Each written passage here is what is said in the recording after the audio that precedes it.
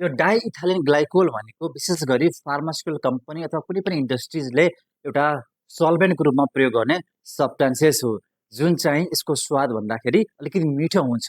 तर यो मिठो भए पनि मानिसले सेवन गर्न मिल्दैन, यो चाहिँ एकदमै हानिकारक हुन्छ। यदि गल्तीले वा बदमासीले यो केमिकलहरू चाहिँ औषधिमा प्रयोग भयो भने यसले नकारात्मक असर गर्छ। विशेष गरी यो सब्स्टान्सेस सिरपमा किन युज गरिन्छ, एउटा चाहिँ बदमासी गर्ने उद्देश्यले यो प्रोपाइलिन ग्लाइकोल भन्ने सब्स्टान्सको साथ चाहिँ यो प्रयोग गर्ने गरिन्छ, जसको स्वाद चाहिँ मिठो हुने गर्दछ।